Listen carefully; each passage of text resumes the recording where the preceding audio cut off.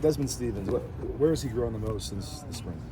I think knowledge of the game, of our playbook has been critical. A young guy, you come in, can almost guarantee you that the terminology, the verbiage is going to be completely different than what you played at high school. And so to see him be able to grasp it, to comprehend some of the concepts, the rules and principles within what we're doing has been impressive. He is, as of, we'll see. He has opportunities to help us in a number of different ways. It's early in camp still. We're still just at the forefront of our installation. It feels like an annual question with Eric Gentry, but have you figured out how best to use him yet? I think we're playing him at Sam. We're playing him at Will. He's off the ball, on the ball. I think we're trying to use him, multiple different ways. He does have a wide variety of skill sets. So I do think, our fans, teams will play. We'll see 18 in a number of different spots. What is it going to take for just a linebacker to get on the field under you? Well, you get one. Execution is going to be critical. You got to play with a high effort. I think that's extremely valuable. But we got to be great at blocking and tackling. It's a game of getting off blocks, finding, being able to make plays and understanding what the opponent's doing to us and handling game day correctly. So I think we're a long ways from just saying, hey, here's who we're starting with. Yeah. There's a lot of football to be played. And what about Easton?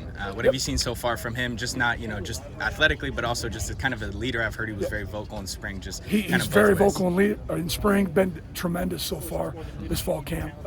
One of the guys we lean on, a positive influence to the D-line, the linebackers, the DBs, just the way he goes about his business.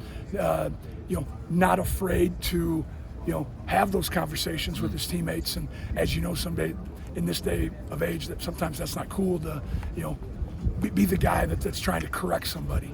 But Easton, he understands that winning and putting a good product on the field is a priority for us. What do you look for the first day of pads? Can we maintain the physicality, but also can we keep the space between the ears clear? Sometimes we put pads on and we just forget everything we've worked on because all of a sudden it becomes about the pads and not about the execution, not about the process. And so, hey, just because we have pads on, we've had pads on for 3 days. Why is it any different now? Now we're just taking guys to the ground versus studying, but we still have to be able to execute, our job, our alignment, our assignment, communication, technique, all those things.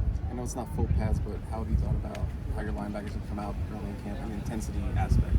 I've had no issues with the intensity right now. They're coming out every day. I think just day one, we created a standard. We're trying to elevate that standard every day. Been very impressed with our group. Are there moments when you have dips? Of course you do. Success isn't linear. It's not a straight line. There's ups and downs in it.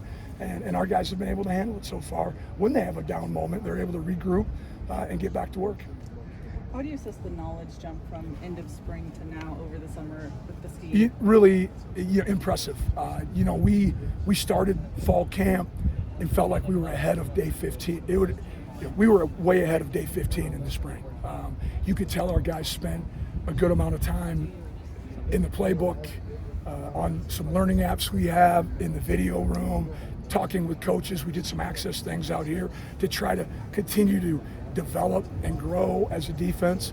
And so I think they really bought into that process. I think this group is still learning what the process is like and what it looks like to, come out here every day and have a rhyme to a reason of why we're doing things. Coach Lynn has been tremendous in his organization and installation that builds off one another. And they recognize that, and I think they appreciate it. What does it allow you to do that you're kind of ahead of schedule?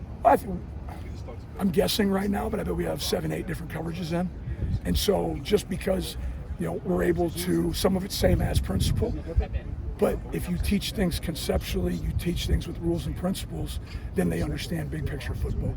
We're not asking them to memorize coverages. We're asking them to learn concepts and schemes within the coverage. The big question for USC is coming into the Big Ten is obviously the physicality. And just from your perspective, is that just kind of narratives that are building, or? No, well, I've had the opportunity to play a couple Big Ten teams in my career. There is a level of physicality that is elevated, and it's going to be from week to week. Right now, we're being as physical as we can at the practice level. We'll find out probably when we go full pads. Yeah. We'll ramp it up just another level. But, that's one of those things that, the standard is we need to be physical. I know our D-line coaches, myself, our secondary coaches are all emphasizing that, yeah, we need to be more physical, but you can be physical and not execute and be bad, or you can not be physical and execute and you might still get beat. Yeah. So we need to have a great combination of both out there. See one more here? Is this on schedule day 5 to lose your voice? This is every day. Yep, so get used to it. Thank you, guys. You bet. Thanks, guys. Thank you.